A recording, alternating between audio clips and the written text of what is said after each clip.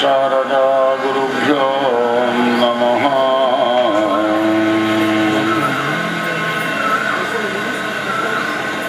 ఓం శుక్లాం బ్రహ్మ విచారసార పరమాం ఆద్యాం జగద్వ్యాపినీం వీణా పుస్తకధారిణీం అభయదాం జాడ్యంధకారాపహా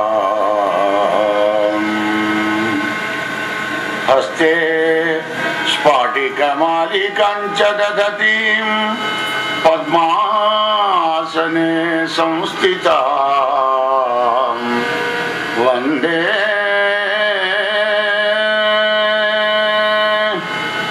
వందే తాం జగదీశ్వరీం భగవతీం బుద్ధిప్రదాం శారదా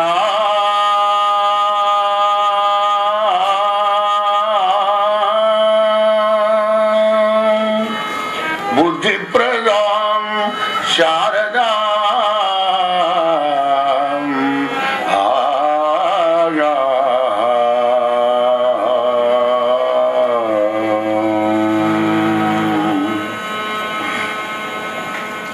అఖండమండలాకారం వ్యాప్తం ఏన చరాచరం తత్పదం దర్శితం ఏన తస్మై శ్రీ గురవే నమః.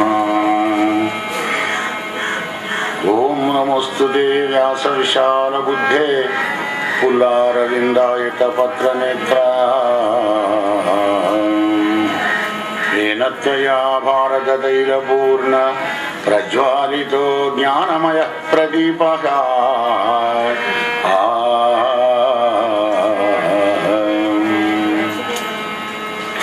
రామం విశ్వమయం వందే రామం వందే రఘుద్వగం రామం విప్రవరం వందే రామం శ్యామాగ్రజం భజే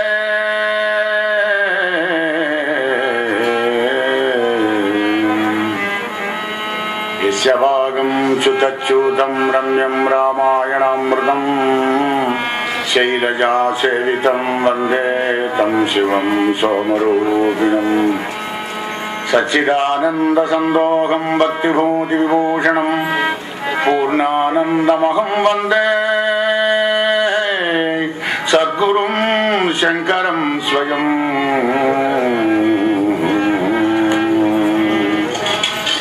అజ్ఞానద్వాంత సంవర్త్రి జ్ఞానలోక విలాసిని చంద్రచూడవచంద్ర చంద్రికేయం విరాజతే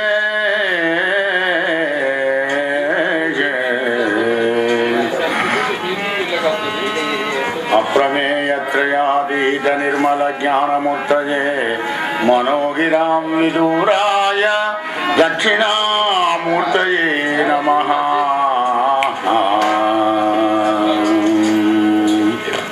కృష్ణం కమలపత్రాక్షం పుణ్యశ్రవణకీర్తనం వాసుదేవం జగద్యోనిం నౌమి నారాయణ హరిం. ఓం నారాయణం నమస్కృత్య నరం చైవ నరోత్తమం దేవీం సరస్వతీం వ్యాసం తతో జయముదీరయేత్. లలిత స్కంధము కృష్ణమూలము సుగాలాపాభిరామంబు మంజులతాశోభితమున్ సువర్ణ సుమనస్సు జ్ఞేయమున్ సుందరోజ్వల వృత్తంబు మహాఫలంబు విమల వ్యాసాలవాలంబునై వెలయున్ భాగవతాక్ష కల్పతరు ఉర్విన్ సద్విజ శ్రేయమయీ ఉర్విన్ సద్విజ శ్రేయమయీ.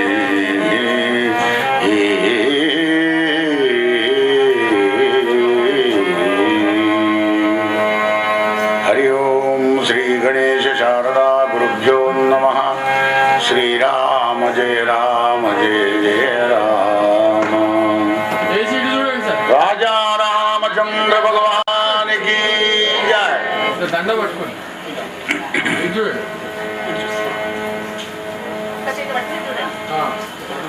ఓకే.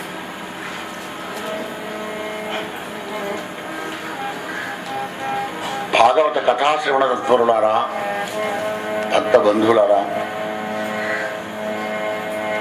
కోదండరాముని యొక్క కొండంత దయతో భాగవత సప్తాహాన్ని విన్నారు. ఓపికతో వరుణదేవుడు కూడా కరుణించినాడు. కథాభంగం కాలేదు. తన కథను తాను భంగం చేసుకోడు ఎప్పుడు కూడా. మరి అయినా కరీనగర వాసులందరికీ ఆనందం కలిగేటప్పుడు మన 10 మంది కష్టం కలిగితే మాత్రమే ఏం కాదు.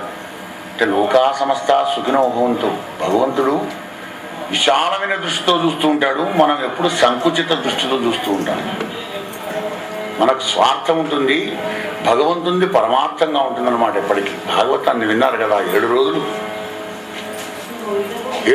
ఎట్లాంటి ఒక విఘ్నం లేకుండా భగవద్గీతను వినే అదృష్టాన్ని మీకు, అనే అదృష్టాన్ని నాకు కలిగించిన ఆ పరమాత్మునికి, గోపాలకృష్ణునికి శతదా సహస్రనామనాలు కూడా సమర్పణం చేసుకుంటూ, భాగవత మహత్యం, ప్రతి కథలో మహత్యం మీకు తెలిసే ఉంది. కృపణా ఫలయేత, ఫలాన్ని కోరకూడదు ఎప్పుడు కూడా. భాగవత కథాగర్జన విన్నదంటే ఈ కలియుగంలో ఉన్నటువంటి దోషాలన్నీ కూడా దూరం అయిపోతాయి. జన్మాంతరే భవేత్ పుణ్యం తథా భాగవతం లభేత్. భాగవత కథ ఎలా దొరుకుతుందయా? అనేక జన్మల పుణ్యం గిట్టేమన్నా ఉంటే, జన్మాంతరే, ఒక జన్మల కాదు, అనేక జన్మలో పుణ్యం గిట్ట మనం భవేత్ పుణ్యాన్ని గిట్ట చేసుకుని ఉంటే అక్కడ వాడికి భాగవత కథ దొరుకుతుందయ్యా. వినాలి అనుకున్నా కానీ వినే అవకాశం కూడా కల్పించాడు కాలస్వరూపుడైన పరమాత్మ. ఆషాఢ మాసంలో చాలా ప్రాశస్త్యం. శ్రావణం, భాద్రపదం, ఆశ్వీజం, కార్తీకం, మార్గశీర్షం. ఆషాఢంలో సూతుడు చెప్పినాడు, శ్రావణ మాసంలో గోకర్ణుడు చెప్పినాడు, భాద్రపద మాసంలో శుకదేవుడు చెప్పినాడు, ఆశ్వీజ మాసంలో కూడా సనకాదులు చెప్పినారు, కార్తీక మాసంలో కూడా బ్రహ్మ చెప్పినాడు నారదుడికి, మార్గశీర్షంలో కూడా నారదుల వారు వ్యాసదేవుడికి చెప్పినాడు. భాగవతం చాలా గొప్పనైనటువంటిది. మరి ఈ కలియుగంలో కూడా మనం ఎట్లాంటి తపస్సులు చేయలేము, నియమనిష్టలు చేయలేము, పూజలు కూడా చేయలేము. ఆ అర్చన చేయంగా కూడా ఓటుంటే ఓటు ఉండదు. ప్రతిదానికి గంధాపాంత అక్షింత వస్తూ వస్త్రాపాంత అక్షరామర్పయామి. అక్షింతల వేసుడు అన్నిటికీ లేకపోతే యజ్ఞోపవీతానికి అక్షింతలే, తాంబూలానికి అక్షింతలే. అయ్యారు కూడా చెప్తాను, అమ్మ ఏం లేకపోతే అక్షర సమర్పయామి. ముని అక్షర సమర్ప కొట్టాడు ఆయన నిన్ను. అర్చనకు అన్ని సంభారాలన్నీ కూడా సమకూర్చుకొని 16 తీరుల సేవలతోని షోడశోపచార పూజ అన్నమే 16 విధాల సేవ చేయాలి స్వామికి. అప్పుడే నీ ధ్యానం, నీ భక్తి ఫలిస్తుందన్నమాట. కనుక అవన్నీ చేయడంలో నీకు కాస్త కష్టమవుతుంది. కనుక కలవు సంకీర్తనాత్పుణ్యం అన్నాడు. యత్ఫలం నాస్తి తపసా న యోగేన సమాధినా తత్ఫలం లభతే సమ్యక్ కలౌ కేశవ కీర్తనాత్. తపస్సుతో గాని సమాధితో గాని నువ్వేది సాధించలేవురా నాయన. యుగధర్మం కదా ఇది, కలియుగం గనక కేశవుని కీర్తనను ప్రీతిపూర్వకంగా కృష్ణ కృష్ణ కృష్ణ అని ఆ కృష్ణనామం కానివ్వండి, రాముణ్ణి కానివ్వండి, శివుణ్ణి కానివ్వండి, మీ ఆరాధ్య దైవం, మీకు ఏ దైవం మీద ప్రేమనిపిస్తే ఆ దైవాన్ని ఆరాధించమని చెప్తుంది భాగవతం. భాగవతంలో కథానాయకుడు గోపాలకృష్ణుడు కనుక ఆ కృష్ణ కథనే ఎక్కువ వర్ణించి చెప్పినాడు. కానీ కృష్ణుడినే మీరు స్మరించాలని లేదు. శివుణ్ణి కానివ్వండి, ఆ బాలకృష్ణుడు కన్నబడ్డప్పుడు పోతున్నా బాల శివుడిలాగా ఉన్నాడయ్యా, ఆయనకి ఈయనకు భేదం లేదు అన్నట్టుగా అద్వైతానుసంధానం చేసినాడు. గమనించండి దశమస్కందంలో. అంటే శివుణ్ణి, కేశవుణ్ణి, రాముణ్ణి, అమ్మవారిని నువ్వు ఎవరినన్నా ధ్యానం చేయి. కలియుగం లోపల కోరికల్లో మునిగిపోయేటువంటి ఒక మనలాంటి కుచితుల కొరకే ఆ భగవంతుడే, ఆ శివుడే, ఆ గణేశుడే, ఆ ఆంజనేయ స్వామి, ఆ దత్తాత్రేయుల వారే, సాయినాథుడు ఉన్నాడు మన ముందరే. మహాయోగీశ్వరుడు, యోగేశ్వరేశ్వరుడు అయినటువంటి ఒక పరమాత్మ అనేక అవతారాలు ఎత్తుతుంటాడు మనందరినీ కూడా ఉద్ధరించడం కొరకై. ఇటువంటి ఒక అవకాశం మీకు 7 రోజులు వినడానికి ఆ భగవంతుడు ఇచ్చాడు కనుక కృష్ణ పరమాత్మ ఎప్పుడైతే అవతారం చాలించినాడో భక్తి క్షీణించిపోయింది. జ్ఞానానికి, వైరాగ్యానికి, తమ పుత్రులైనటువంటి ఒక జ్ఞాన వైరాగ్యానికి వార్ధక్యం వచ్చింది, ముసల్తనం. కానీ భక్తి మాత్రం జాగ్రత్తగానే ఉంది యవ్వనంలో. కలియుగంలో ప్రతి వాళ్ళకు భక్తి కావాలి, కానీ జ్ఞానం వైరాగ్యం మాత్రం వద్దు. జ్ఞానం కష్టం కదా. అబ్బు వైరాగ్యం అంటే అన్నిటి మీద విరాగం కలగాలి, రక్తి పోయి విరక్తి కలగాలి. అట్లా అయితే ఎట్లా? నేను 3 బిల్డింగులు వేసుకున్నాను అనుకుంటున్నా, అయ్యగారు నువ్వు విరాగి విరక్తి అంటున్నావు, ఎట్లా? అలా కాదు, నీకు కట్టించుకుంటే మానే. కానీ నీ 24 గంటలు నీ మనస్సు అందులోనే లయం చేయకరా నాయన. జీవించడానికి, బతకడానికి, భగవంతుని ఆరాధన చేయడానికి కృష్ణ పరమాత్ముడు తన మందిరాన్ని నిర్మించుకున్నాడు అనే భావనతోనే ఆయననే స్మరించుకుంటూ హాయిగా ఆనందంగా ఉండు. అంతే, నీ భావన మారాలి. అంతే భాగవతం అంటే. అన్ని సర్వసంగ పరిత్యాగం చేసి ఎక్కడికో వెళ్ళమని లేదు. జ్ఞానం వైరాగ్యం ఉన్న భక్తి స్థిరంగా ఉంటుంది, అవి లేని భక్తి అస్థిరంగా ఉంటుంది అన్నమాట. మన కార్యక్రమం కాగానే, మన కోరిక తీరగానే సాయినాథ నీకు నాకు నమస్తే బాయ్ మళ్ళీ గెలుస్తా అంటావు. కనుక జ్ఞానం వైరాగ్యం ఉంటే ఆ భగవంతుని మర్చిపోకుండా ఉంటావు, ఎప్పటికీ మండలం జరుగుతుంది అన్నమాట. నారదుల వారు చూశారు పాప. ఆహా, కృష్ణ పరమాత్మ వెళ్ళిపోయిన తర్వాత ఈ కలియుగం అంతా ఎలా అయిపోయింది, కృష్ణుని మీద భక్తి ఎలా కలుగుతుందయ్యా? వట్టి కలగదు. కృష్ణుని మీద భక్తి కలగాలంటే కూడా పుణ్యమే కావాలి. గత జన్మంలో కూడా సత్సాంగత్యం చేయాలి, సద్గురులను ఆశ్రయించాలి. భాగవతోత్తముల యొక్క సాంగత్యం దొరికితేనే ఆ కృష్ణుని మీద మనకు భక్తి కలుగుతుందట. నృణాం జన్మ సహస్రేణ, నృణాం జన్మ సహస్రేణ భక్తౌ ప్రీతిర్హి జాయతే. కలౌ భక్తి భక్త్యా కృష్ణ పురస్థితః. కలియుగం లోపల భక్తి ఉంటే చాలు, కృష్ణ పరమాత్మ తన ముందర ఉంటాడట. కొన్ని జ్ఞానం వైరాగ్యం లేకుండా మానే. అదేమో నువ్వు మోక్షాన్ని పొందాలంటే మోక్షం ఎంతమంది కావాలి? మనుష్యానాం సహస్రేషు. 1000 మోక్షం కోసం ప్రయత్నం చేస్తుంటాడు. ధర్మం కావాలి, అర్థం కావాలి, కామం కావాలి. 4 వద్దయ్యా చూద్దాం. 4 ఇప్పటి నుంచి 800. చంటి పిల్లవాడికి తప్పిపోయి వాడే ముట్టడు. ఒకవేళ గట్టి భగవద్గీత చేసే పిచ్చి కాడిపోక ఇప్పటి నుంచి నీకు ఇది అంటే వాడు ఏదో సన్యాసం ముచ్చుకొని వెళ్ళిపోతాడేమో, భగవద్గీత చదువుకొని వీడి భావన వైరాగ్యం కలిగి. కానీ చిన్నప్పటి నుంచే కావాలి భగవద్గీత.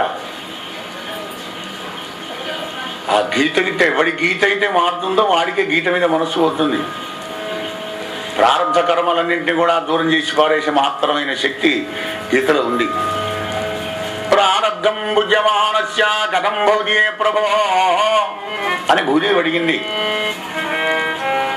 ప్రారబ్ధం భుజ్యమానోపి గీతాభ్యాసర సదా. ఎల్లప్పుడూ కూడా గీతాభ్యాసం ఎప్పుడైతే చేస్తుంటాడో వాని ప్రారబ్ధ కర్మంతా కట్టెలన్నీ కూడా కాలిపోతాయి. గీత జ్ఞాన అగ్ని లోపల జ్ఞానాగ్ని దగ్ధ కర్మాణం తమాహు పండితం బుధ. కలియుగం లోపల అప్పుడు జ్ఞానానికి వైరాగ్యానికి మరి యవ్వనం రావాలంటే సనకాదులు వచ్చి సప్తమం చెప్పినారు. బృందావనం లోపల 2 లేచి నాట్యం చేస్తున్నాయి, కృష్ణనామాన్ని స్మరించుకుంటూ నృత్యం చేస్తున్నాయట. జ్ఞానం, వైరాగ్యం, భక్తి 3 కూడా. ఆ సనకాదులు భాగవత ఔన్నత్యాన్ని వర్ణించి నారదుల వారికి చెప్పి భక్తి జ్ఞాన విరాగాణం తద్ఘోషేణ బలం మహత్. భాగవత ఘోష ఎప్పుడైతే వింటలో ఆ జ్ఞానానికి వైరాగ్యానికి బలం కలుగుతుందయ్యా. వ్రజస్యతి ద్వయో కష్టం సుఖం భక్తేర్భవిష్యతి. సుఖం కానీ దుఃఖం కానీ కలిగినప్పుడు కూడా ఆ భక్తి భావన ఏదైతే ఉంటుందో అవి ఆ జ్ఞానం, ఆ వైరాగ్యం నీ సుఖ దుఃఖాలకు అతీతంగా వెళ్ళిపోతుంది అనమాట. సుఖం కలిగినా కానీ చలించడు, దుఃఖం కలిగినా కానీ బాధపడడు.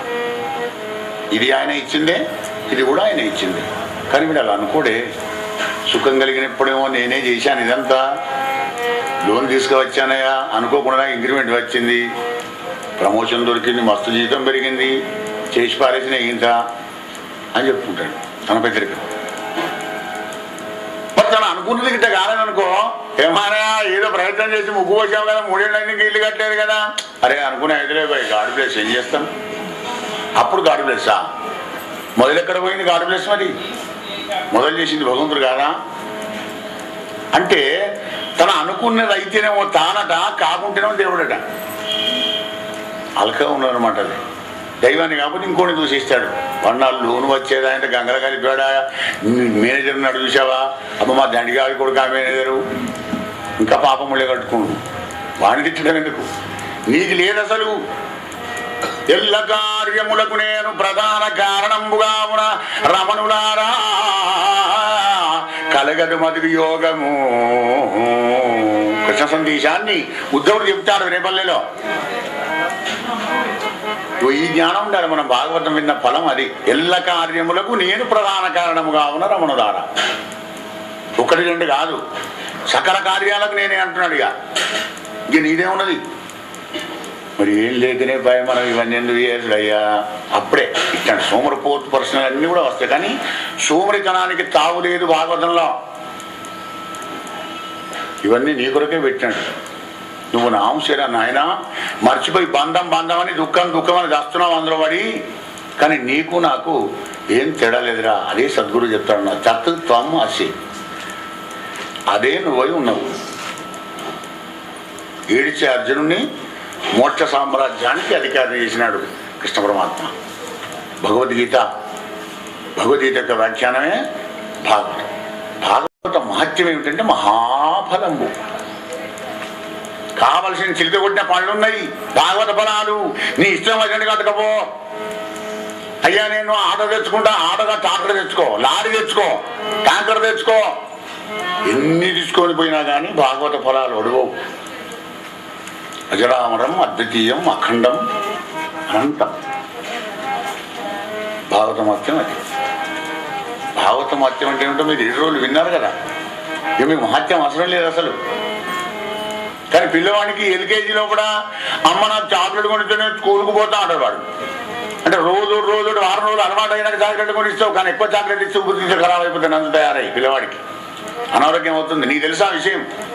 అయినా మరి వీడు బడికి పోవాలి, స్కూల్కి అలవాటు కావాలి అంటే రోజు చాక్లెట్ ఇవ్వాలి వాడికి. అలవాటు అయిపోయిన తర్వాత ఆ చాక్లెట్ ఇచ్చుడు బంద్ కావాలి. కృపణా ఫలయేదం, ఆ ఫలాన్ని కోరి చేసేవాడు కృపణుడు. ఫలం అవసరం లేదు, నిర్హేతుకంగా భగవంతుని ధ్యానం చేయాలి అని చెప్తుంది భాగవతం. నిష్కామ కర్మయోగానికే ప్రాధాన్యతనిస్తూ భక్తిని ఉటంకించి భక్తిరస గంగలోపల భక్తుడిని స్నానం చేస్తుంది భాగవతం. 7 రోజులు మీరు స్నానం చేశారు, ఆనందంగా పానం చేశారు కర్ణేంద్రియంతో. మీ జన్మ ధన్యమైపోయింది. న గంగా గయా కాశీ పుష్కరం న ప్రయాగకం శుకశాస్త్ర కథాయశ్చ ఫలేన సమయం నయేత్.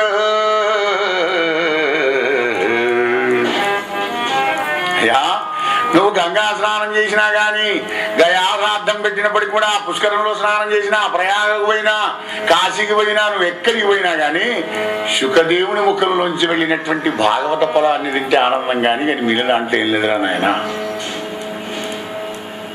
భాగవత ఫలం ఎంత గొప్పది అంటే అవి అంత గొప్పది.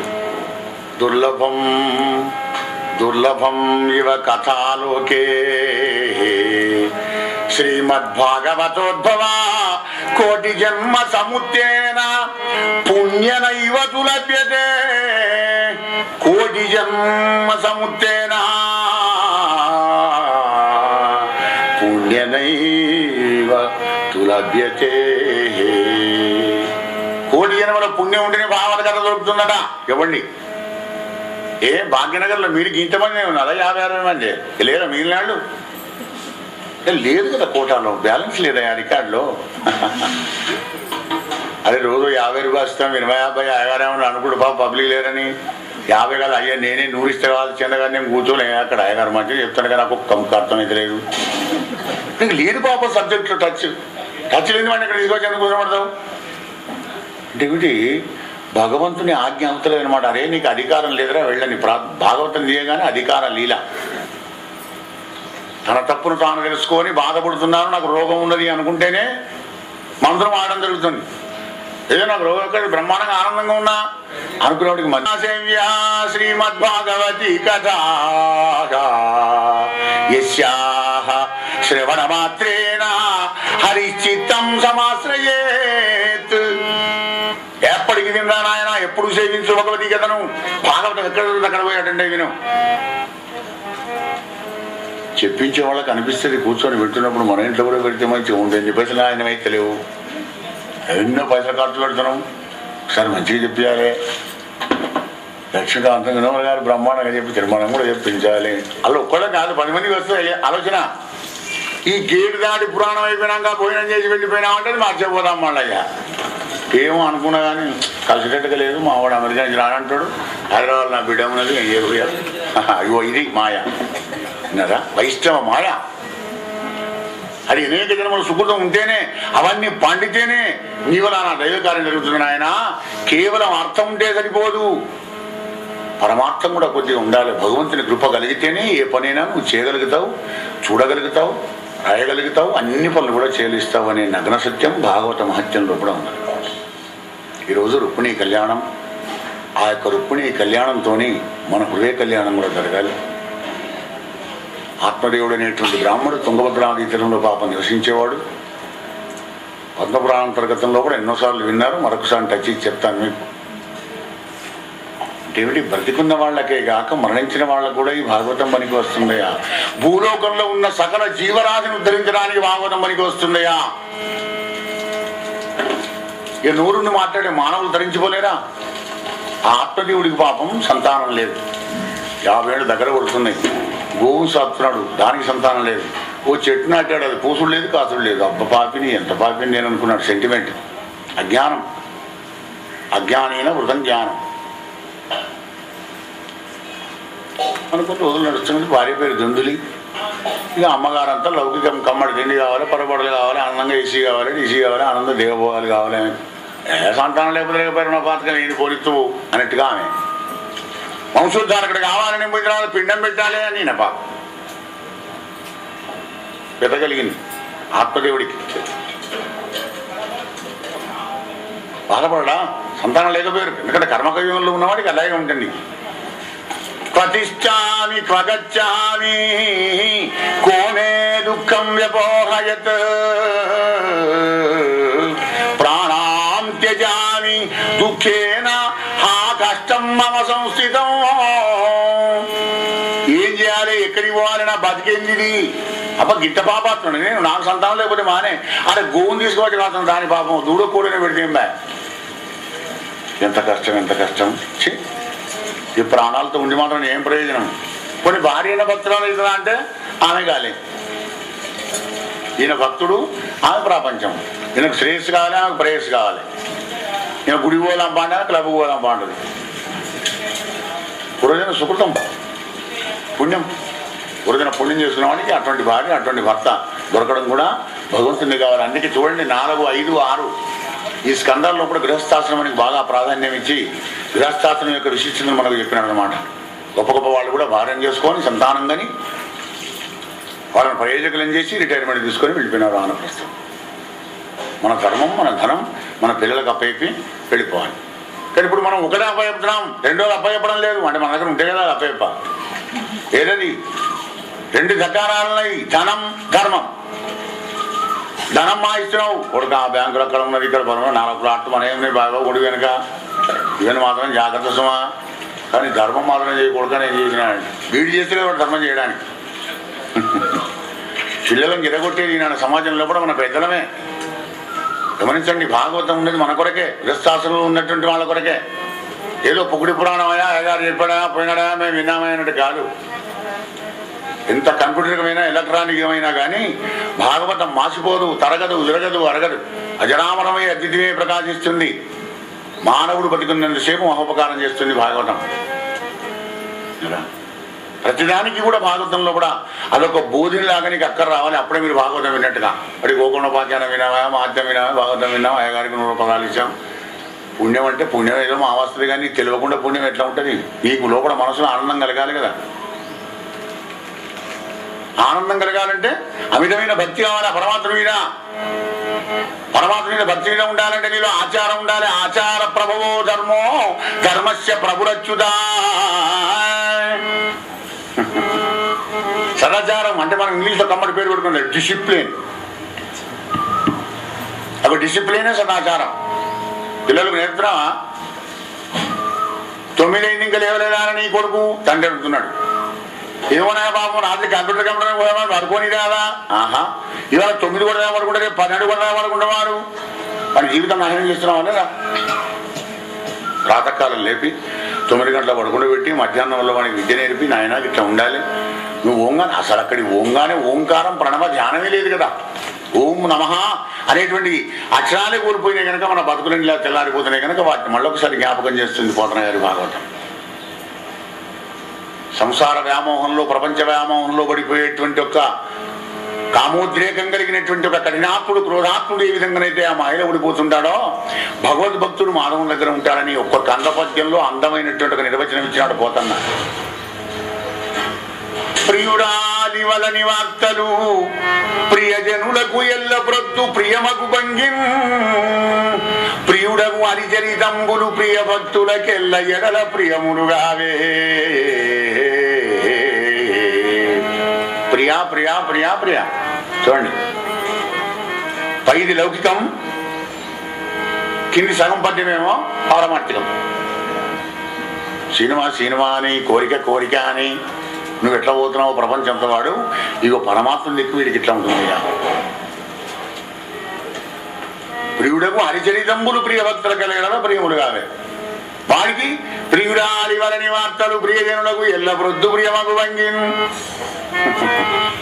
నాలికే చూసింది, ఏదో సింబల్ ఇచ్చింది, చాలా అందంగా ఉన్నదామే, నేను తప్పకుండా ఆమె పెళ్లి చేసుకుంటాను, లేకపోతే ఆమె ఈయనన్నాడు. అప్పుడు అది లౌకికమైతే ఇది పరమార్థికం. చూడండి ఎంత చక్కగా ముడి పెట్టినాడు అక్కడ. ఇట్లాంటివి ఎన్నో ఉన్నాయి మనకు.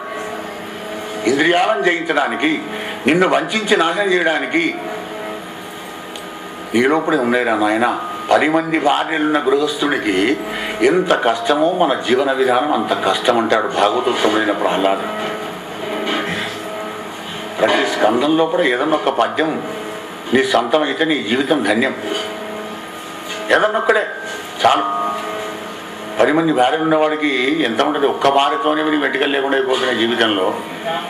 10 మంది భార్యలు ఉంటే గందరగోళం బతుకాలా? ఏమని చెప్తున్నాడు? అయ్యా నరసింహ, ఇంత చక్కగా నువ్వు బ్రహ్మానందాన్ని ప్రసాదించేటువంటి అనేక దివ్యావతారాలు ఎక్కుతున్నావు కదా స్వామి, కానీ జీవులందరూ నిన్ను చూసి ఎందుకు తరించుకోవడం లేదయా? నిన్ను స్మరించి, నిన్ను పూజించి, నీకు మొక్కి భాగవతోత్తముడు కనుక తెలుసుకున్నాడు. కామహర్షాది సంకలితమై చిత్తంబు భవదీయ చింతన పదవి సొరదు. ఈ మనస్సు కోరికలు అనే హర్షం సంతోషంలో పడిపోయి అపవిత్రమైపోయి నీ చిత్రకెక్కడ వస్తుందయ్యా?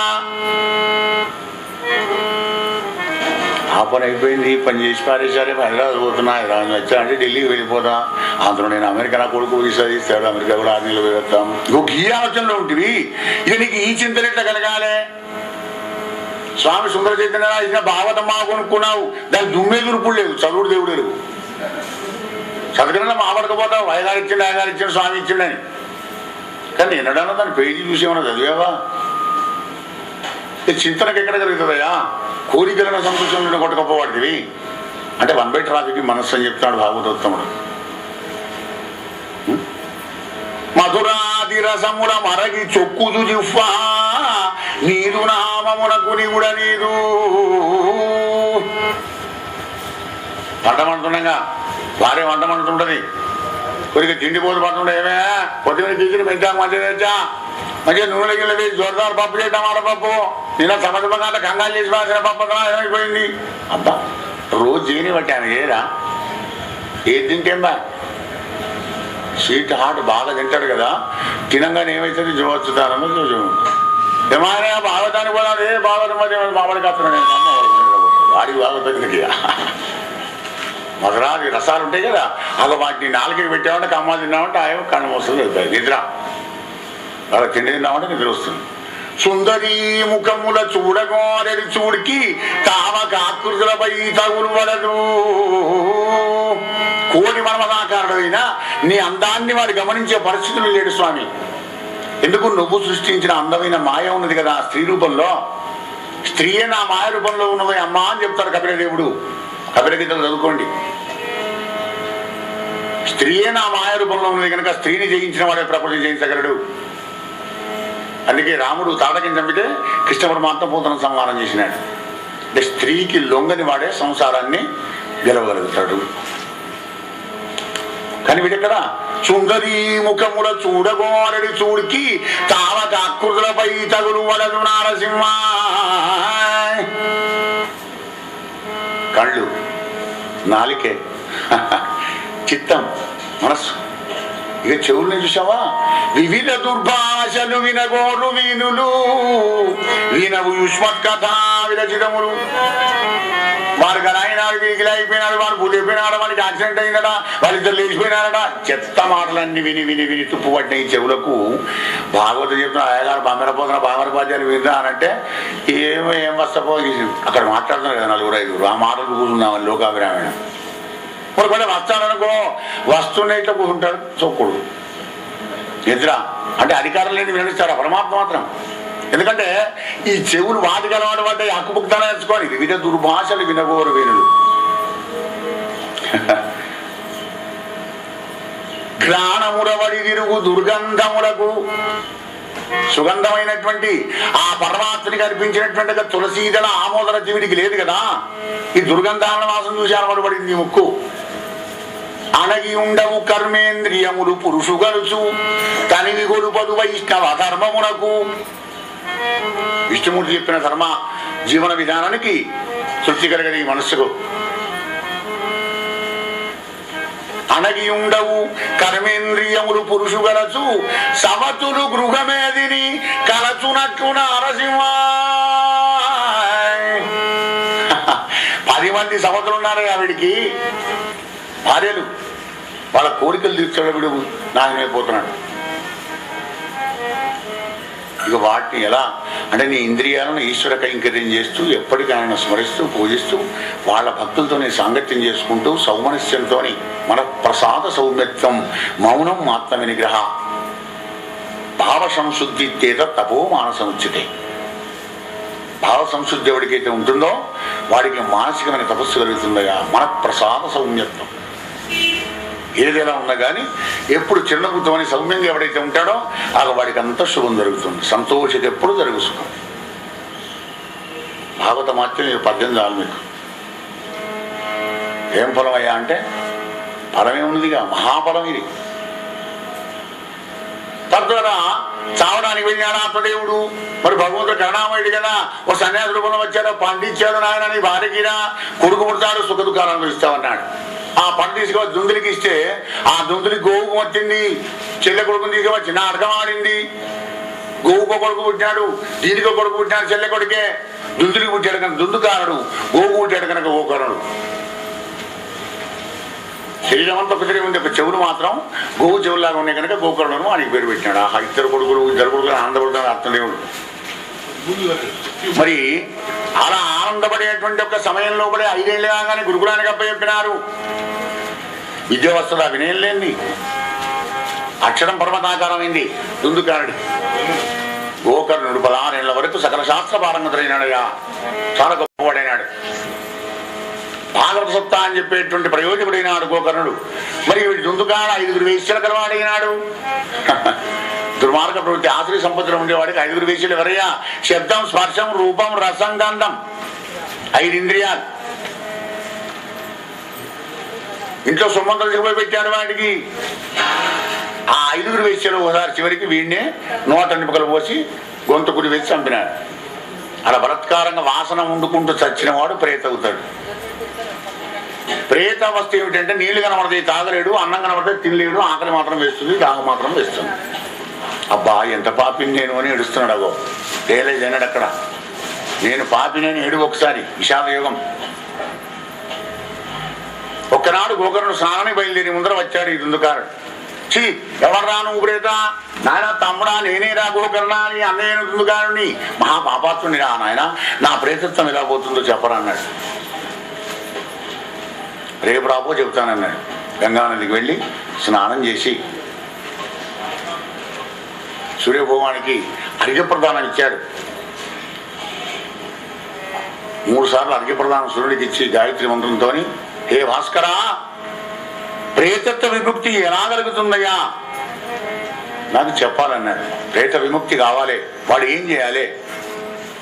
శ్రాద్ధాలు పెట్టాలా, వేదాలు చదవాలా, ఉపనిషత్తులు చదవాలా, వాని బతుకు ఎలా అవుతుందో చెప్పన్నాడు.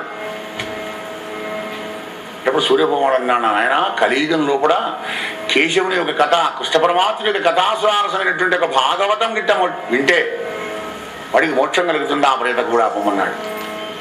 మళ్ళీ వచ్చి చెప్పినాడు అనమాట. తెల్లవారి రాగానే, అరే నేను కాశీలో చెప్తున్నాను, గోకుల సందర్భంగా శ్రావణ మాసం, అప్పుడు వచ్చినట్టు వింటే నీ ప్రేతం విముక్తి అయిందన్నాడు. శ్రావణ మాసం ప్రారంభమైంది. భాగవతం చెప్పించేటప్పుడు చుట్టూ 10 యోజనాల మందం ప్రచారం చేయాలట. అయ్యా పలాని చక్కటి ముహూర్తంలో కూడా భాగవతం ప్రారంభమవుతుంది, 7 రోజులు సప్తాహం అవుతుంది, మనందరూ కూడా మీరు సకాలంలో వచ్చి భగవంతుడి కథ విని మీరంతా కూడా భగవద్గీత ఒక పాత్రలు కావాలి.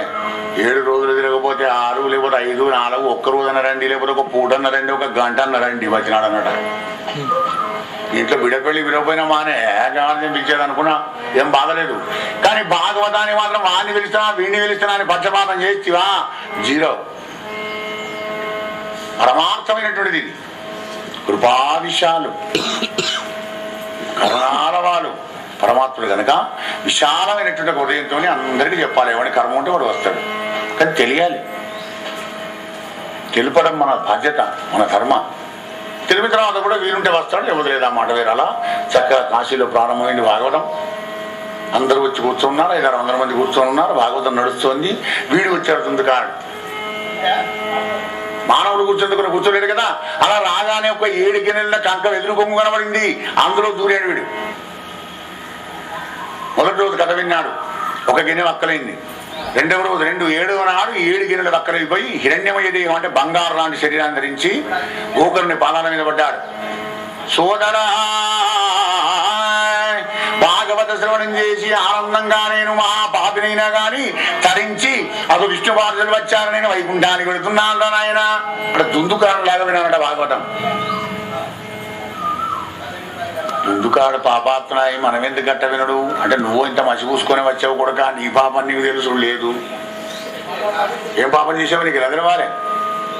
చేయింది ఎందుకు వచ్చింది మానవ జన్మ? పుణ్యపాపాల సమ్మిశ్రితమే మానవ జన్మ.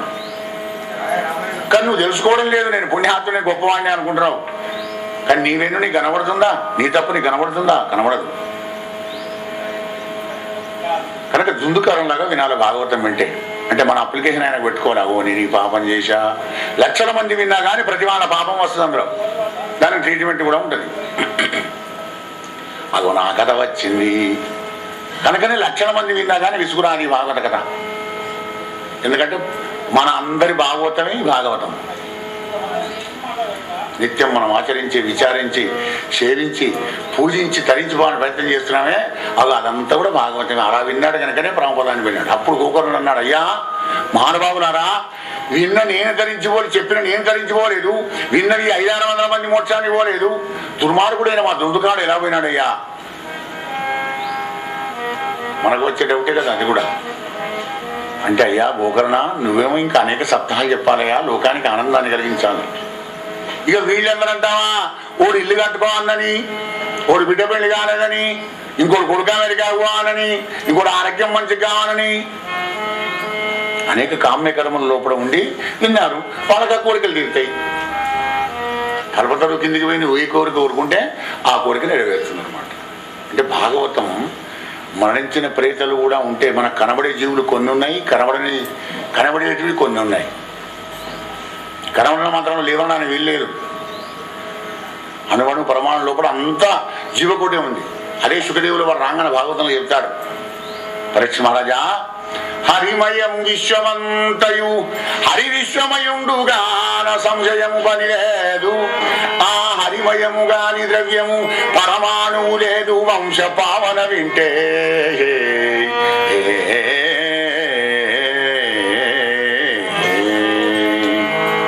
హరిమయము విశ్వమంతయు అన్నప్పుడు ప్రతి జీవకోటిలో కూడా పరమాత్ముడే ఉన్నాడు. భాగవత మహత్యం తెలిసింది కదా. బ్రతికిన మాట్లాడే మనిషికే కాదయ్యా, మూగ జీవాలు కూడా తరించిపోతాయి, చెట్లు కూడా తరించిపోతాయి. ముఖ్యంగా పుణ్య దంపతులైనటువంటి ఒక లక్ష్మీకాంతం వినోదలకు, లక్ష్మికి కాంతుడట, ఆయనకు వినోదం కాకపోతే ఏముంటది? ఆయనకు ఆనందం. మరి ఇల్లునేవరికో అమ్మినారు కదా, ఆ కొన్న వాళ్ళంతా అదృష్టవంతులయ్యా. ఎంత పవిత్రమైపోతుంది, అణువణువు పవిత్రమైపోతుంది. ఇక్కడ ఉన్నటువంటి చెట్టు పుట్ట అన్ని కూడా పవిత్రమైపోతాయి. అవి కూడా జన్మెత్తే వచ్చే పాపం. ఇక్కడ ఏముందా కానీ అన్ని దోషాలన్నీ కూడా దూరమై వెళ్ళిపోతాయి. భాగవత మహాత్యం అనంతమైనటువంటిది. ఈ మహాత్యాన్ని చెప్పుకుంటూ కుదురు రుక్మిణి కళ్యాణం ఉండదు. పొద్దుగా కూడా మహాత్యాన్ని చెప్పాడు తెడితే గదిగా గోపాలకృష్ణ భగవానికి. ఎందుకంటే భాగవత మహాత్యం అంటే భగవంతుడే. భగవంతుని గురించి చెప్పాలంటే అనంతుడు కదా. మన దగ్గర ఎంత టాలెంట్ ఉన్నప్పటికీ కూడా కొండను పోయి తగర గుద్దినట్టుగా, తగరంటే గొర్రెపటేలు గుద్దేది కొండ, నీ తలకాయ అక్కడే పోతుంది కానీ కొండకేం కాదు. కొండ లాంటి వాడు కోదండ రాముడు, తగర లాంటి వాడు జీవుడు. రాజా రామచంద్ర భగవానికి నమ. పార్వతీవతే హర మహాదేవ హర. ఇప్పుడు రుక్మిణి కళ్యాణం, మన హృదయ కళ్యాణం, పూర్ణాహుతి. ఆ రుక్మిణి కళ్యాణం విని భగవంతుని ప్రసాదాన్ని తిని మీ జీవితాలన్నీ కూడా కళ్యాణం చేసుకొని ఎప్పుడు కరీనగరంలో ఈ హస్తినాపురంలో భగవంతుని యొక్క కథలు ఎప్పుడూ నడుస్తూనే ఉండాలి అని సదా కోరుకుంటూ, ఆశిస్తూ, ఆశీర్వదిస్తూ రాజా రామచంద్ర భగవానికి జై.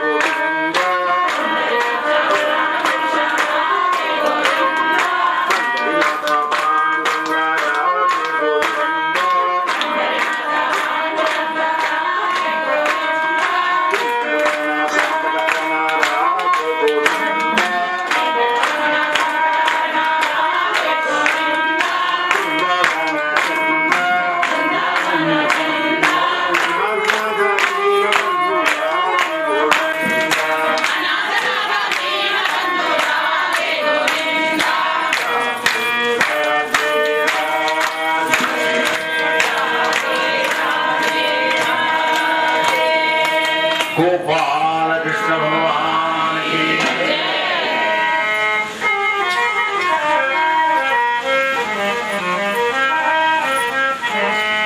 నిఖిల పురాణ వ్యాఖ్యానం గిరి సమేతుడైన సూతుడు శౌనకాది మహర్షులకు చెబుతూ ఉన్నాడు, అయ్యా మునీంద్రులారా, అలా ప్రాయోగితుడైన పరీక్షిత్ మహారాజుకు సుఖదేవుడు చెబుతున్నాడు, నాకు రేవతి అనే తన కూతుర్ని బలరాముడికి వివాహం చేశాడయ్యా. అన్నయ్యగా ఇస్తుంది. ఆదర్శవంతమైనటువంటి ఒక జీవన విధానం మనకు అందిస్తుందన్నమాట. గౌరవం, మర్యాద, సంస్కారం, మన భారతీయ జాతి గర్వించదగ్గటువంటి ఒక అనేక ఉత్తమ గుణాలు మన భాగవతంలోనే ఉన్నాయి కనుక అన్నకు కానీ తమ్ముడికి కావడదు. అది పద్ధతి. వానికి ఉద్యోగం లేదు, మన లేదు, వానికి ఎవరు పిల్లని ఇవ్వడం లేదు, వాని కూడా నేను ఆవుదానని అమెరికా వెళ్ళిపోవాలని నాకు తొందరగా చేసి పారాయి. ఆవురా, ఒక్క 2 నెలలు ఆవురా కొడుక, లేదు లేదు నాకు మంత టైం కంటే ఎక్కువ లేదు. అవి అట్లాంటి స్పీడ్ యుగం వచ్చింది. ఇప్పుడు ఒక్క స్పీడేనా బీజీ, ఒక్క బీజేనా టెన్షన్, ఒక్క టెన్షనేనా కాంపిటీషన్. వాడికంటే నేను ఎక్కువ ప్రతి దాంట్లో, విద్యలో కానీ, ధనంలో కానీ, అధికారంలో కానీ, ఐశ్వర్యంలో కానీ, ప్రతిదానికి కాంపిటీషన్, పోటీ. పోటీ ఎక్కడి దాకా పరిగెత్తావు? వాడు పిక్కబలం బాగుంది కనుక వాడు పరిగెత్తున్నాడు. మరి పులిని చూసి రకమైన చూడండి ఏమవుతుంది? అందరికీ తెలుసు కదా. అలా వద్దు. భగవంతుడు ఇచ్చినటువంటి మన జ్ఞానం ఉంది భారతదేశంలో కూడా, సంస్కారవంతమైంది. ఆ సదాచారాన్ని పాటించిన పూర్వకాలంలో కూడా అన్నయ్యకు బలరాముడి వివాహం అయింది. మరి తమ్ముడి కూడా అయినాయి మళ్ళీ కృష్ణ పరమాత్మునికి. ఎలా? తల్లి దాస్య విముక్తి కొరకై గరత్మంతుడు వెళ్ళి ఇంద్రాది దేవతలను కూడా జయించి అమృతాన్ని ఎలా బలత్కారంగా ఎత్తుకవచ్చి తల్లి దాస్యం దూరం చేసినాడో, అవి అలా బలత్కారంగా ఎత్తుకవచ్చి రాక్షస వివాహంతో రుక్మిణీదేవిని ఎత్తుకవచ్చి పెళ్లి చేసుకున్నాడయ్యా కృష్ణ పరమాత్మ. పరీక్ష మహారాజా, రాక్షస వివాహం అంటే ఆ రాక్షస వివాహాన్ని మనం పేరు వేరేది పెట్టి పిలుస్తున్నాం అన్నమాట. ఇప్పుడు మనం లవ్ మ్యారేజ్ లేచిపోయినారు అంటున్నాం, 2 పేర్లు ఇచ్చాం. లవ్ మ్యారేజ్ ఇంగ్లీష్ చెప్తున్నాం, లేచిపోయినారు. ఎక్కడికి ఆకాశంలో పోయినారు, రెక్కలనే వాళ్ళకిట. ఇద్దరు కలిసి ఇష్టమైంది పెళ్లి చేసుకుని వెళ్ళిపోయినారయా. లేచిపోకడం ఎక్కడికి? నో, కాదు. ప్రేమ వివాహం అంటే ఎలా ఉండాలి? కళ్యాణం, దేవుడితోని జీవుడికి కళ్యాణం ఎప్పుడవుతుంది, ఎందుకు అవుతుంది, ఎలా అవుతుంది? సాహిత్యముక్తిని ఎలా పొందాలి? భక్తి మార్గంలో కూడా ధరించుకోవాలి. జీవుడనే రుక్కుని ఆ పరమాత్మ సన్నిధానం చేరుకోవాలంటే, ఆయన భర్తగా పొందాలంటే ఏం చేయాలి? ఈనాడయ్యేటువంటి ఒక లవ్ మ్యారేజ్ ఎంతవరకు సమంజసంగా ఉన్నాయి? పూర్వకాలంలో కాలేదు లవ్ మ్యారేజ్లు. ప్రేమ వివాహం, ప్రేమ అత్యున్నతమైనటువంటిది, దైవస్వరూపమైనటువంటిది, సత్యమైనటువంటిది, నిత్యమైనటువంటిది, త్యాగంతో కూడుకున్నటువంటిది, జ్ఞానంతో కూడుకున్నటువంటిది. ప్రేమ అంటే వట్టి కాదు. 1 బై ట్రాఫిక్ ప్రేమలు, ఆవేశమైన మోహం కలిగిన ప్రేమలు, అవి ప్రేమలు కావు. అవి మోహ మ్యారేజ్ అని తెలుస్తుంది. ఏది ప్రేమ?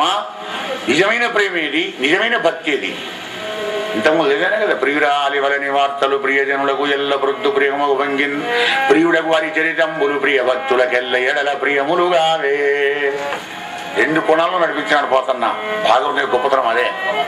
లౌకికం కావాలన్నా భాగవతమే కావాలి, పరమార్థం కావాలన్నా భాగవతమే కావాలి. నీకు ఏ కోణంలో కావాలన్నా ఆ కోణంలో చూసుకో. ఎదు భావం తద్భౌతిగా కనబడుతుంది భాగవతం. అర్కుడి కళ్యాణం చెప్తాను అనగానే పరీక్షిత్ ఏమంటాడు? ఆహా మునీంద్ర, కళ్యాణాత్మకమైన విష్ణు కథల ఆకర్ణింపుతూ ముక్త వైకల్యుండెవ్వడు తృప్తుడవును.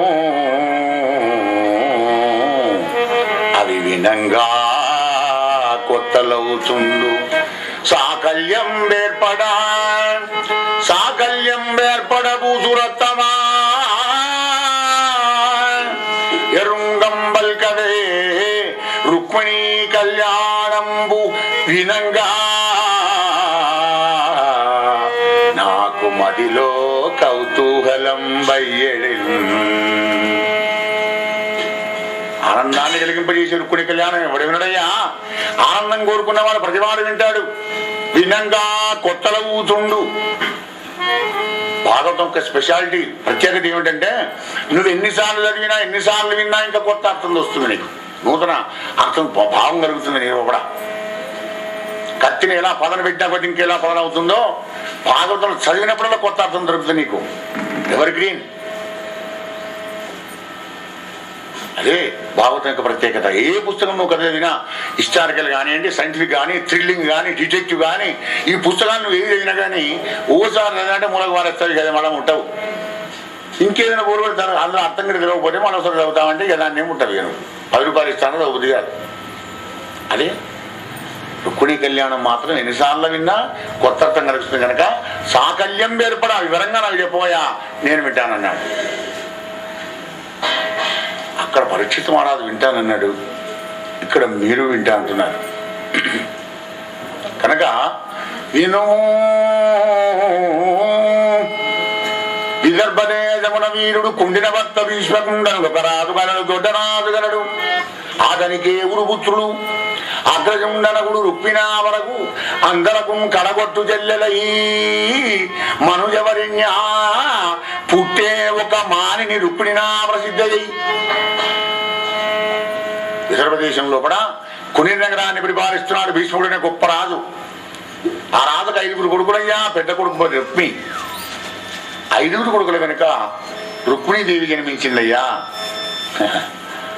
మనం కూడా 5 అన్నల వెనకనే పుట్టాం. మనం మనస్సుతో జీవుడు ఏవి 5 అన్నలు? శబ్దము, స్పర్శము, రూపం, రసం, గంధం. అవి మనకు కనబడతలేవు కదా. నీ చర్మం, నీ కళ్ళు, నీ చెవులు, నీ ముక్కు, నీ నాలిక బిడ్డ.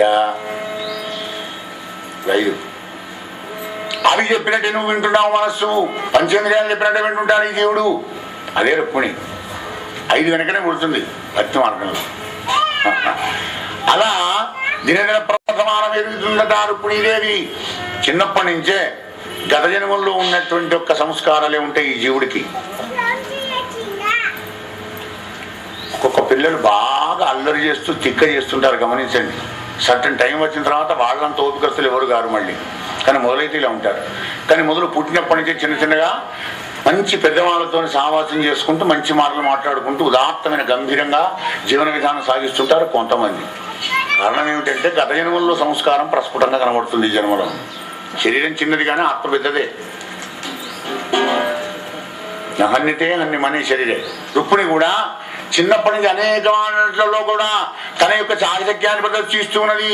బొమ్మల పెళ్లి చేస్తున్నది, గుజ్జన గుళ్ళు ఆడుతున్నది, తోట పనులు చేయిస్తున్నది, మరి ఆటలు ఆడుతున్నది, ఇండోర్ గేమ్స్, అవుట్డోర్ గేమ్స్ అన్నిట్లలో ఉందామే. చిలకలకు కోకిలకు చదువులు చెబుతోంది, నిమిళ్లకు నాట్యం నేర్పుతోంది, హంసలకు నడకలు నేర్పుతోంది. ఆ పరీక్షణ అంత గొప్పది ఆ మహానుభావుడి యొక్క భీష్ముడి బిడ్డ. 5 అన్నల వెనుక పుట్టింది అల్లార ముద్దుగా. ఇక్కడ రుక్మిణీదేవి ఎలా పెరుగుతుందో అక్కడ మధురానగరంలో కూడా దేవకీ వసుదేవుడు కొడుకును కన్నారు. ఆయన పేరు శ్రీకృష్ణుడు. ఆ శ్రీకృష్ణుడు కూడా అలా పెరుగుతున్నాడు వాసుదేవుడు. మరి ఇంటికి వస్తారు కదా, పుణ్య నగరానికి వచ్చిన వాళ్ళంతా భీష్ముడితో మాట్లాడేటప్పుడు ఆ రుక్మిణీ పిల్ల అటేడు తిరుగుతుంది కదా, ఆ అమ్మాయిని చూసి నారదాది మహర్షులు అంటారనమాట, ఆహా భీష్మక మెరుపు తీగ లాంటి మీ రుక్మిణీదేవి అందంగా ఉంది కదా, ఇటువంటి అమ్మాయికి దేవకీ వసుదేవుడు పిల్లవాడున్నాడు కృష్ణుడు అని. ఆ నీలమేఘ శ్యామ సుందరుడు, చక్కటి గుణవంతుడు, సద్గుణగరిష్ఠుడు, విశాల హృదయుడు, అందంగా ఉంటాడు, హ్యాండ్సమ్ ఉంటాడు, అన్నిట్లలో 39 సద్గుణాలను ఏం చెప్పగానే వినేది రుక్మిణి. ఇంటికి వచ్చిన వాళ్ళ మీద ఎంత మర్యాద గమనించండి, ఎంత గౌరవం. ఇప్పుడు అడగేస్తారు బాపురాయణం అనట్లేదు, గమనించండి. అక్కడ అంటే ప్రేమకు ఏది అధికారం? పెద్దలగిన విశ్వాసం అధికారం. చిన్నప్పటి నుంచి నీ మలమూత్రాలు ఎత్తి నీకు సేవలు చేసి విద్యాబుద్ధులు చెప్పి జ్ఞానాన్ని ప్రసాదించి ధనం ఖర్చు పెట్టి గుణాన్ని వినియోగించి అనేక ఊడిగాలు చేసినటువంటి ఒక నీ తల్లిదండ్రులు ఎప్పుడు కూడా నీకు నష్టం చేయరు అనేటువంటి కాన్ఫిడెన్స్ యువతరానికి అత్యంత ఆవశ్యకం అనేటు భాగవతం బలగుద్ది చెప్తోంది, గమనించండి. రాజా రామచంద్ర భగవానికి జయ. ఎక్కడి నుంచి ఆకాశం నుంచి నువ్వు ఊడిపడలేదే, ఎక్కడి నుంచి వచ్చావు? నీ ఉనికికి, ఈనాడు నీ యొక్క టాలెంట్కి, నీ తెలివికి కారణభూతులు ఎవరు? ఆధారం ఎవరు? జన్మ ఇచ్చినటువంటి ఒక తల్లిదండ్రులు.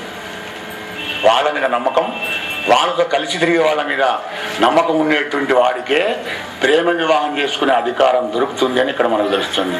అగో అప్పుడే లవ్ చేసి దొరుకుతుంది. అయితే అట్లాగా అంత గుణవంతుడా, అంత అందంగా ఉంటాడా, అయితే నాకు నమ్మకమే వీళ్ళ మీద, నేను తప్పకుండా నేను ప్రేమించాను, పెళ్లి చేసుకుంటే ఆయననే చేసుకోవాలి, లేకపోతే ఇట్లా చచ్చిపోతా.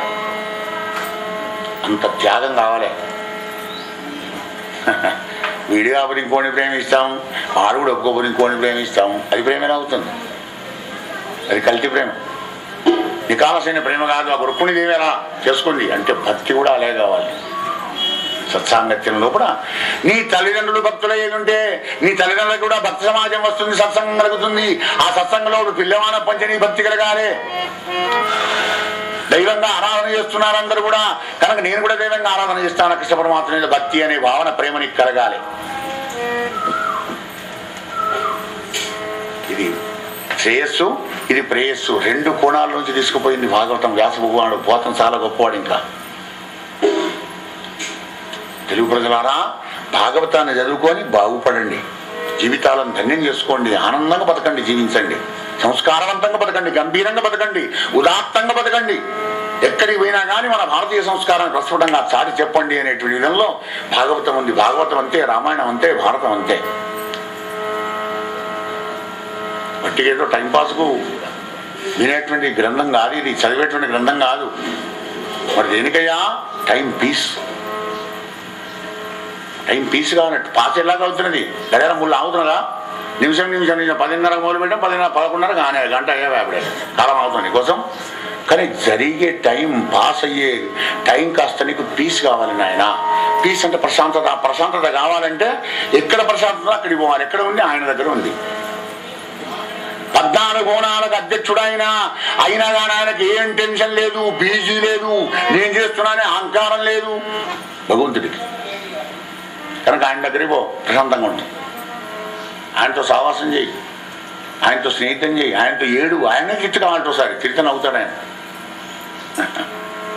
భగవంతు అంత గొప్పవాడు. అలా ప్రేమించింది. చిన్నప్పుడు ఇద్దరికి ప్రేమలు కలిసినాయి. మరి ఇక్కడికి వచ్చిన వాళ్ళు అక్కడికి పోకుండా ఉంటారు ద్వారకా నగరానికి.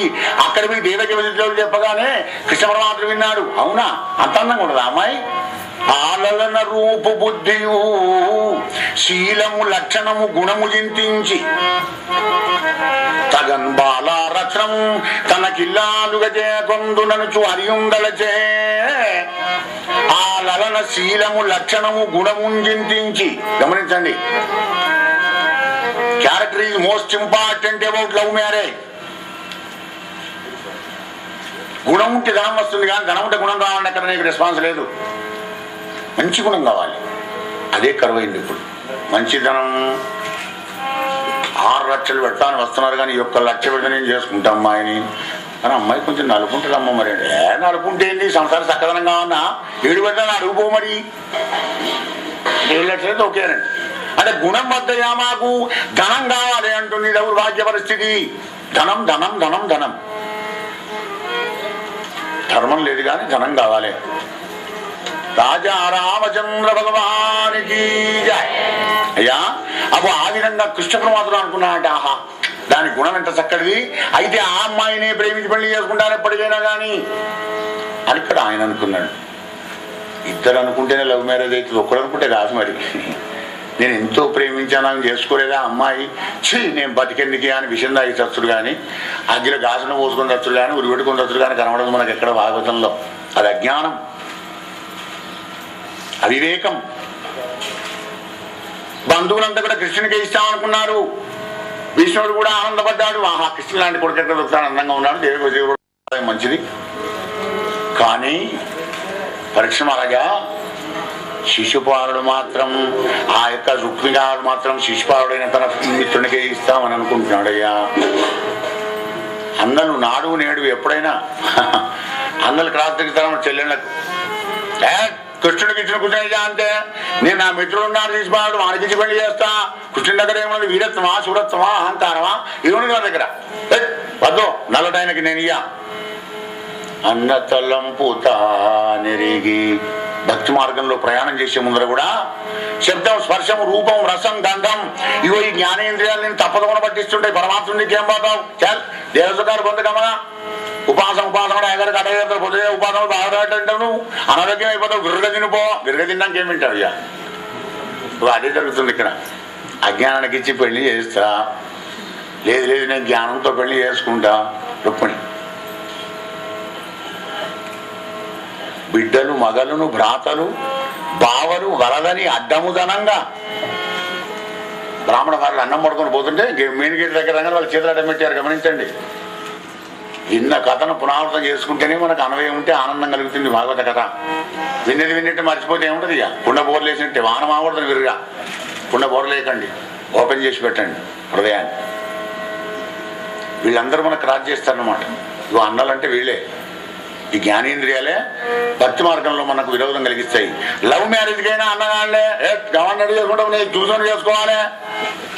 తెలుసా? ఆమె తెలివి ఉన్నది కదా.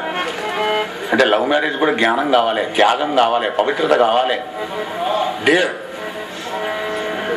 డేర్ అంటారు కదా, ఆ డేర్ కావాలి. అన్న తల్లంపుతా నెరిగి అన్నవ నీరజగంధి లోనా అపన్నత నుండి బాధపడింది. కానీ ఈ దుర్మార్గుడు, ఈ దుష్టుడు దీంతో ఎదురుగా మాట్లాడటం కాదు. ఆప్తుడకు బ్రాహ్మణునొక్కరింజీరి, ఆప్తుడైన బ్రహ్మజ్ఞానం కలిగినటువంటి ఒక మానవాడి దగ్గరికి వెళ్ళింది. అంటే లవ్ మ్యారేజ్ కూడా విట్నెస్ కావాలి, భక్తి కూడా గురువు గారు కావాలి, మధ్యలో బ్రిడ్జ్, రాకపోకలు మాటలు ముచ్చట్లు పెట్టుబడులు ఇవన్నీ కావాలి కదా. మాట్లాడేందుకు మాట కావాలి. పెళ్లిలో పేరయ్య అంటాం మనం లౌకికంలో. మోక్ష సమరా చేర్చడానికి నీకు బ్రిడ్జ్ కావాలి. అదే గురు బ్రహ్మ గురు విష్ణు గురుదేవో మహేశ్వర గురు సాక్షాత్ పరబ్రహ్మ తస్మై శ్రీ గురవే నమః. అవధూత చింతన శ్రీ గురుదేవ దత్త. ఆప్తుడైన బ్రాహ్మణునొక్కరింజీరి. ఎవరు పడితే వాళ్ళే గురువు చేసుకుని అయ్యా నాకు ఉపదేశం చేయంటే వాడు 1000 రూపాయలు 2000 రూపాయలు చేస్తారు, ఉపదేశం చేసి వెళ్ళిపోతారు. వానికి నీకు అడ్రస్ ఉంటే పత్తం ఉన్నది, ఇక కనెక్షన్. అట్లా కాదు. నీకు ఆప్తుడైనా కాదా, నీకు నచ్చాలి, కాన్ఫిడెన్స్ కలగాలి, భక్తి కలగాలి, గురువుగా చేసుకోవాలి అనే ఆపేక్ష నీకు ఉండాలి. ఆయన సంగతి అంతా తెలుసుకోవాలి కూలంకషంగా. బట్టి ఉపదేశించుకుంటే ఏముంది, ఇద్దరు వెళుతున్నారు. కానీ గురువు శిష్యులు చెలో చెలోని వెళ్ళాలి. గురువు